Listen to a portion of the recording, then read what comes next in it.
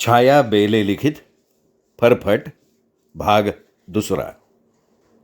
माहेरात येऊन लेकमातीचं लेकरू गेलं म्हणून मांगवाडा सगळा हळहळ करत होता.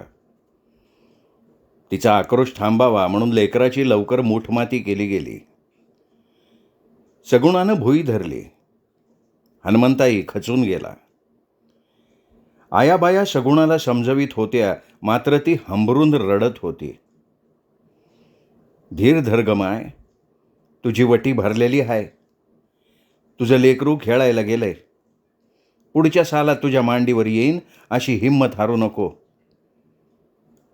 या पोरीवांकडं बघ. आयाबाया समजवत होत्या, धीर देत होत्या, पण सगुणाचं कोणाच्याही बोलण्याकडे लक्ष नव्हतं. सारखे अश्रू ढाळत होती. सगुणा, माणसाच्या बोलण्याकडे ध्यान दे बाई. किती रडशीन. देणारा नेणारा देव हाय ग. त्यानीच दिलं त्यानीच नेलं. रडू नको ग पोरी. माय सगुणाला समजावण्याचा प्रयत्न करत होती. माय, कुठं राहते ग ह्यो देव? मला बी जाऊ दे त्याच्याकडं. त्याला विचारते का एवढा अन्याय केलास? काय पाप केलं होतं म्या म्हणून? देवाच्या नावानं तिने 2-4 शिव्या हासडल्या. ढग फुटून कोसळावा तसं सगुणाचं दुःख कोसळत होतं. 4-5 दिवस गेले. हनुमंताला पण उदास वाटत होतं, म्हणून तो सासूला म्हणाला, मामी, म्या घेऊन जातो हिला गावाकडं. तिकडं गेल्यावर तरी दुःख इसरल. खरं आहे तुमचं बी. घेऊन जावा. कामात इसर पडतंय. माईनं होकार दिला. माईनं सगळी तयारी करून दिली. नव्या कपड्याचं गठुडं बांधून दिलं. भाकरी बांधल्या.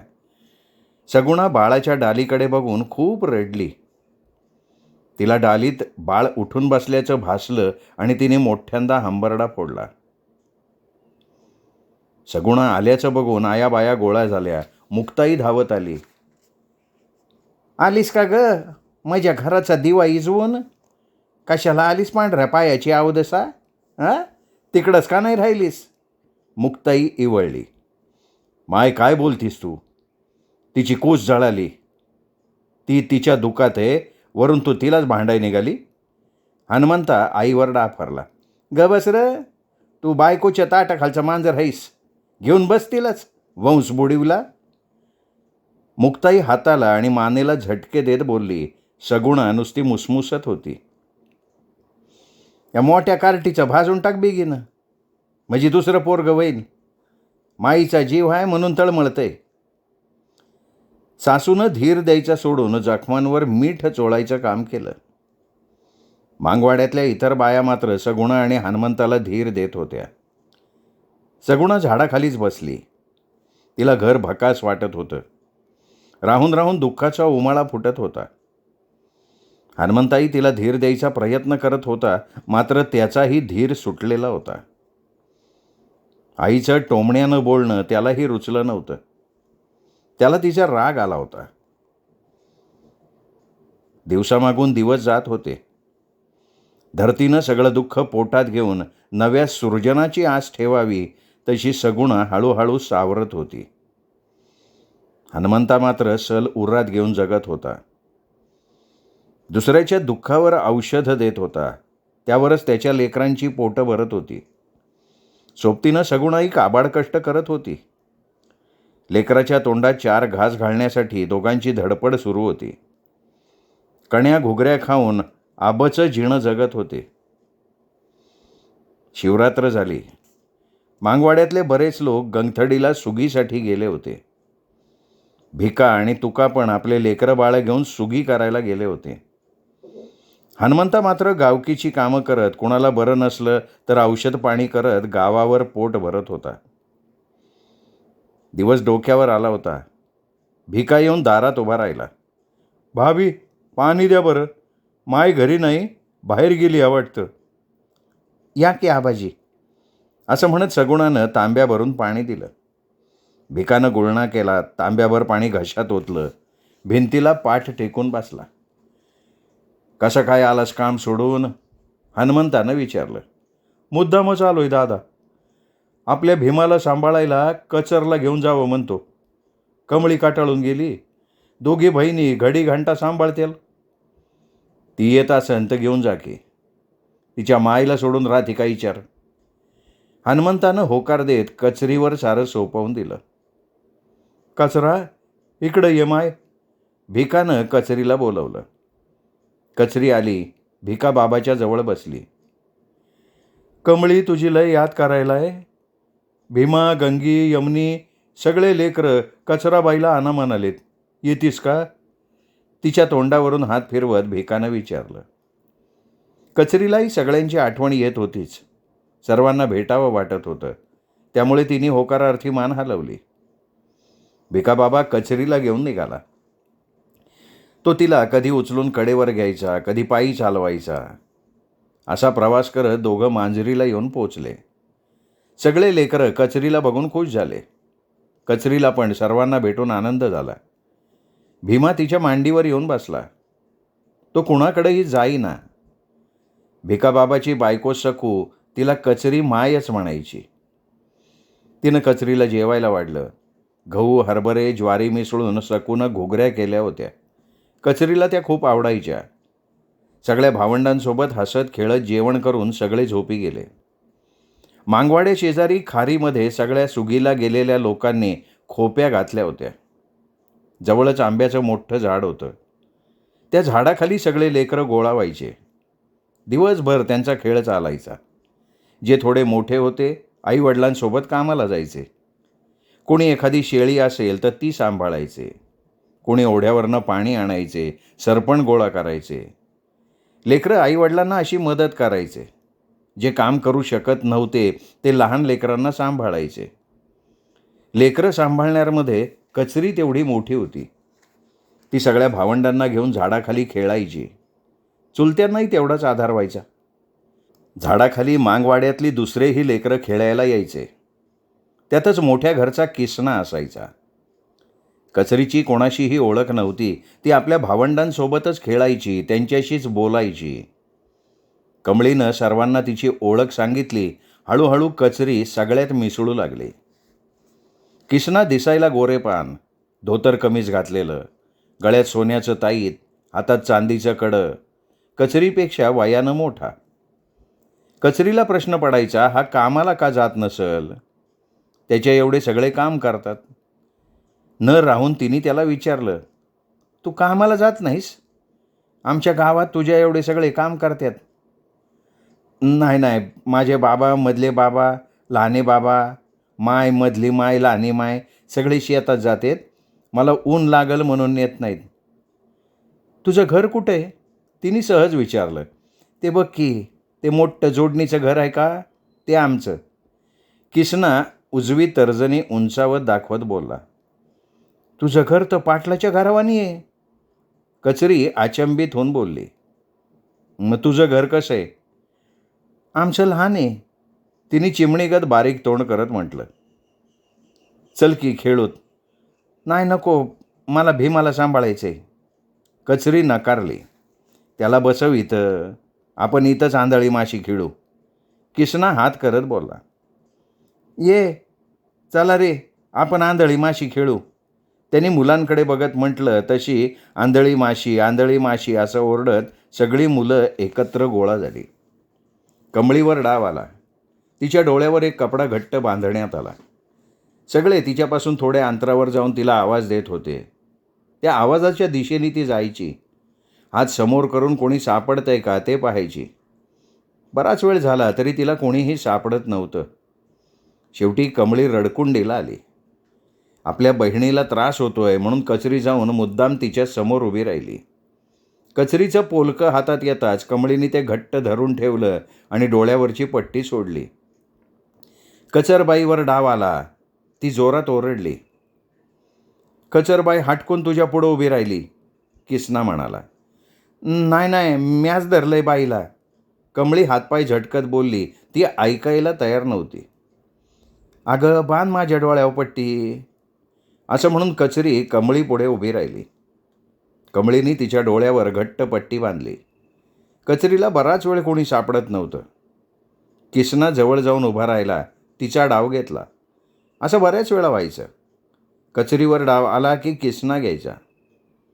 किसनाची लहान बहीण जिजा म्हणाली, दादा, तिचा डाव तू का घेतोस? तिचा तिला घेऊ दे. आता किसना आणि कचरीत चांगलीच गट्टी झाली होती. किसना तिच्यासाठी वरचेवर कैऱ्या घेऊन यायचा. कधी हाताला धरून आपल्या घरी घेऊन जायचा. त्याच्या घरी सगळेजण कचरीचा लाड करायचे. पाहुण्याचं लेकरू म्हणून खाऊपिऊ घालायचे. कचरी आता चांगलीच रमली होती. लेकराला करमायचं नाही म्हणून चुलत्या पण जीव लावत होत्या. किसनाच्या घरच्यांना पण तिचा चांगलाच लळा लागला होता. आंब्याच्या झाडाखाली रोज दुपारी वेगवेगळे खेळ रंगायचे. कधी चिंचोके, कधी कोई, आंधळी माशी, कधी भातुकली. भातुकलीच्या खेळासाठी सगळ्यांनी आपापल्या घरातून साहित्य आणायचं. भाकरी भाजी आणायची. या खेळात किसना नवरदेव आणि कचरी नवरी असायची. कोणत्या दुसऱ्या मुलीला नवरी करायचं ठरलं तर किसना नको म्हणायचा. कचरबाई नवरी होणार असन तरच मी खेळतो म्हणायचा. खेळ सुरू झाला. आंब्याचे डहाळे मोडून मांडव सजवला. नवरा नवरीला हळद लावली. झाडाखालच्या ओट्याला बोहला केला. अंतरपाट धरून लग्न लागलं. सगळ्यांनी घरून आणलेल्या अन्नाची पंगत झाली. कचरी आणि किसनाला आता एकमेकांशिवाय करमत नव्हतं. दिवस निघायच्या आधी किसना कचरीच्या खोपीपुढे येऊन बसायचा. ते दिवसभर खेळायचे. कधी ओढ्यावर जाऊन वाळूत पाय खुपसून खोपे करायचे, कधी चिंचा पाडायच्या, कधी कैऱ्या पाडायच्या, कधी ओढ्याच्या पाण्यात नाचायचं. दिवस अगदी मजेत जात होते. सुगीचे दिवस संपत आले होते. ज्वारी, गहू, हरभरे, वाटाणे, जवस सगळं काढून त्याच्या राशी झाल्या. सुगी करणाऱ्यांनी आपापलं धान्य गोळा करून गठोडे बांधले, सामानाचे गठोडे बांधले, गावाकडं जायची तयारी केली. तुकानं जाऊन गावाकडून बैलगाडी आणली. सगळं सामान धान्य नेऊन घरी ठेवून आला. आता माणसं गाडीत बसले. गाव सोडून बरंच दूर किसना गाडी मागून चालत होता. कचरी त्याच्याकडेच बघत होती. कचरी दूर चालल्याचं त्याला खूप वाईट वाटत होतं. माय, किसना बघ गाडीच्या मागच येते, कमळी तिच्या आईला म्हणाली. अरे लेकरा, घरला जा र. कुठवर येणार आहेस गाडीच्या मागं? तुझे पाय दुखतेल. जा बाबा घरी, तुझे माय बाबा वाट बघत असतील. सकू किसनाला समजावत म्हणाली. किसनाच्या पावलांची गती कमी झाली. त्याचं मन मात्र धावत होतं. गाडी मागून किसना थोडा वेळ गाडीकडे पाहत एका ठिकाणी थांबला. पुन्हा मागे वळाला, पळत सुटला. वळून एकदाही गाडीकडे पाहिलं नाही. कचरीलाही किसनाला दूर जाताना बघून खूप वाईट वाटलं. गाडी वाडीला येस्तवर दिवस मावळून अंधार पडला होता. कचरी येऊन माईच्या गळ्याला पडली. एवढ्या दिवसांनी बहीण भेटल्यानं केरा, लक्षी, धोंडी आनंदून गेल्या. 2 दिवसापासनं कचरीनं काहीच खाल्लं नाही. अंग गरम पडलं होतं. ताप वाढत गेली. कचरीनं भुई धरली. अन्न नाही, पाणी नाही. सगुणा तिला आंबील गंजी पाजत होती. हनुमंता झाडपाल्याचा औषधोपचार करत होता. कशानेही फरक पडत नव्हता. उन्हाळा संपत आला होता. मृग बरसल्यानं शेतकऱ्याची पेरणीची धावपळ चालू झाली. गावातल्या लोकांसाठी पावसाळा वरदान असायचा, तर गावकुसाबाहेरील लोकांसाठी तो शाप असायचा. पावसामुळे सगळी कामं बंद झाली होती. अन्नाशिवाय लोकांचे हाल होत होते. रानातला पाला खाऊन तर कधी पाणी पिऊन दिवस काढावे लागत होते. गावात कुणाचं जनावर मेलं तर ते गावकुसाबाहेरील लोकांसाठी मेजवानी असायची. दैन्य, दारिद्र्य, भूक, अंधश्रद्धा या दुष्टचक्रात अडकलेल्या या लोकांना गुलामीचं, लाचारीचं जीणं जगायला भाग पाडायचं. असंच एकदा गावकीचं काम मुक्ताईच्या हिश्श्याला आलेलं. घरातली सगळी माणसं एका जवळच्या पाहुण्याच्या मौतीला गेलेले. घरी भिकाची बायको सकू 2 दिवसाची बाळंतीण. चावडीवरून आदेश घेऊन कोतवाल आला. बिगारीचं काम आहे, पाटलानं ताबडतोब बोलिवलंय. नाही म्हणताच येत नव्हतं. सकूनं लेकराला डालीखाली झाकून ठेवलं. पोट घट्ट कपड्यानं आवळून बांधलं. बिगारीची पेटी घेऊन तालुक्याला पोचवून आली. जीव लेकरासाठी कासावीस होत होता. माझं लेकरू कसं असेल या विचारानं ती भयभीत झाली होती. लेकराला मांजरानं तो उचलून नेलं नसल. तिने भीत भीत झोपडीचं दार उघडलं. थरथर त्या हातानं डाल उचलली. लेकरू शांत झोपलं होतं. लेकरू खरंच झोपलं असेल का अजून काही? तिने लेकराला उचलून मांडीवर घेऊन छातीला धरलं. लेकरू दूध पिऊ लागलं तेव्हा कुठं तिच्या डोळ्यातून अश्रू व्हायला लागले. लेकरू सुरक्षित असल्याच्या आनंदाचे ते अश्रू. बाळाला कुरवळून ती पटापटा मुके घ्यायला लागली. काय झालं ग सकू? सगुणा सकूकडे बघून म्हणाली. सकूनं सगळे हकीकत सांगितली. बाई, एवढ्या लहान लेकराला असं सोडून गेले? येऊस्तवर जीव नव्हता हो माझा, सकू म्हणाली. काय करावं काय? या पोटाच्या गारीपायी पोटच्याला वाऱ्यावर सोडायला लागते. माझी कचरी बी 3 महिने झाले भुईला खेळू नये, तरी बी म्या तशीच जाते तिला एकटीला टाकून. घरी येऊस्तवर जीव नाही लागत. पोटाची आग लई वांगाळ बघ. जाते म्या कचरीला बघते जाऊन. सगुणा आपल्या घराकडे गेली. महाशिवरात्रीचा दिवस. मांजरीच्या पाहुण्याची गाडी दारात येऊन थांबली. पाहुण्यांना बघून भिका बाहेर आला. पाहुण्यांना नमस्कार केला. गाडीचे बैल सोडून झाडाच्या सावलीला बांधले. पाहुण्यांना चहा पाणी केल्यानंतर भिका म्हणाला, कसं काय येणं केलं गरिबाच्या घरी? तुमच्याकडे एक वस्तू आहे, मागाय आलो आम्ही. मागायची काय गरज आहे? गरज तुमचे, घेऊन जा की हक्कानं. भिकानं संमती दिली. अरे मग तर लईच चांगली गोष्ट आहे.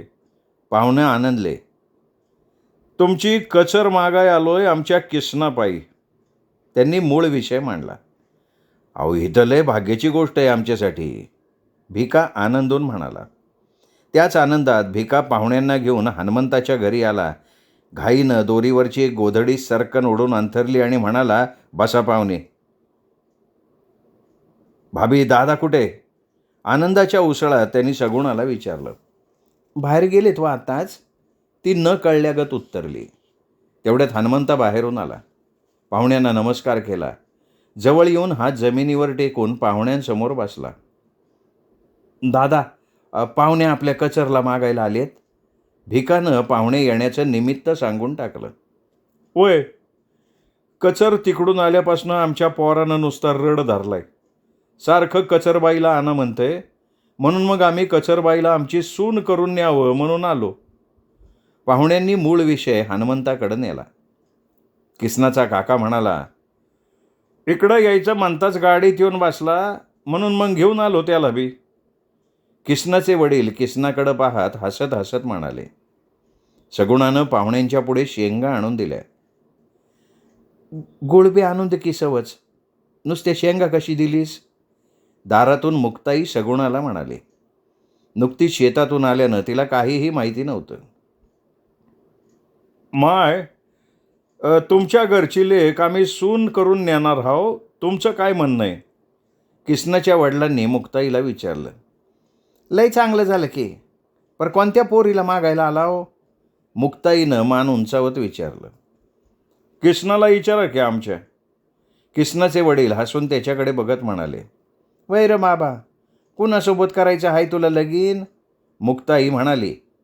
घरातल्या सगळ्या पोरी जवळच उभ्या होत्या. कचरी आजारपणामुळे झोपली होती. किसनानं कचरीजवळ जाऊन तिच्याकडे बोट दाखवलं तसे सगळेजण फिदी फिदी हसू लागले. चला आणा साखर आणा, सोयरीक पक्के करून टाकू, किसनाचा काका म्हणाला. भिका एका जर्मलच्या ताटलीत साखर कुंकू घेऊन आला.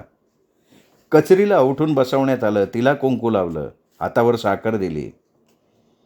आजपासून कचरबाई आमची झाली, किसनाचा मधला काका म्हणाला.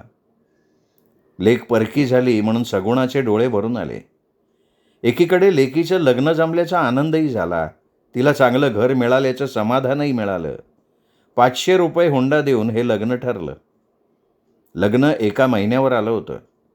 हनुमंताची आणि सगुणाची धावपळ सुरू होती. धान्य जमवणं, बस्ता बांधणं, हुंड्यासाठी पैशाची जोड करणं, यात हनुमंता मग्न होता. घरी सगुणा सांडगे पापड करणं, शेवया करणं, घर सारवणं, हळदीचे खोंब फोडून वाळवणं, मिरची वाटणं, यात मशगूल होती. तुका आणि भिकानं लग्नाचं दळण जात्यावर दळून घेतलं. लग्नाची सगळी तयारी झाली. लग्न अवघ्या 6-7 दिवसांवर आलं होतं. मांजरीचे पाहुणे नवरीला बोलवण्यासाठी आले. घुंगराची गाडी, बैलावर झुली घातलेल्या, बैलाच्या गळ्यात घागरमाळा, शिंगाला गोंडे, अशा सजलेल्या बैलगाडीभोवती सगळे लेकरं गोळा झाले. काय कचरीचं नशीब चांगलं आहे, श्रीमंत घरी गेली, आया-बाया कौतुक करत होत्या. नवरीसाठी वाघिणशाचा शालू, चांदीचे तोडे, दंडकडे, बाजूबंद, पाटल्या एवढे दागिने आणले होते. ते बघून हनुमंत आणि सगुणा आनंदून गेले. आपल्या कचरीच्या जन्माचं भलं झालं बघा. सगुणा हनुमंताला कौतुकानं म्हणाली, खरंच ग, नशीब चांगलं बघ पोरीचं. घर चालून एवढे चांगले पाहुणे आले. एका लेकीचा घो मागं पडला, हनुमंता म्हणाला. वाघिणसा चढवून नवरीला गाडीत बसवण्यात आलं. माझी लेक परकी झाली म्हणून सगुणा खूप रडली.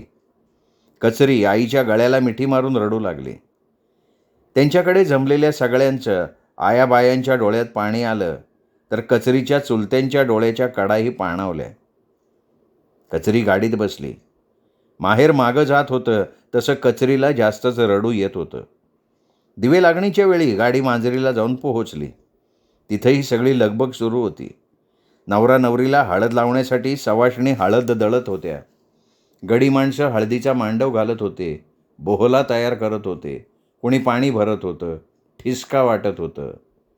5 दिवस हळदी लागल्या. 6व्या दिवशी दिवस निघताच लग्न लागलं. सगळं व्यवस्थित पार पडलं. पुरणपोळीचं जेवण केलं. सर्वात शेवटी सगुणाच्या मोठ्या भावानं भांडण काढलं. तुम्ही खालपायरीची बाई लग्नात कशी बोलवली म्हणून.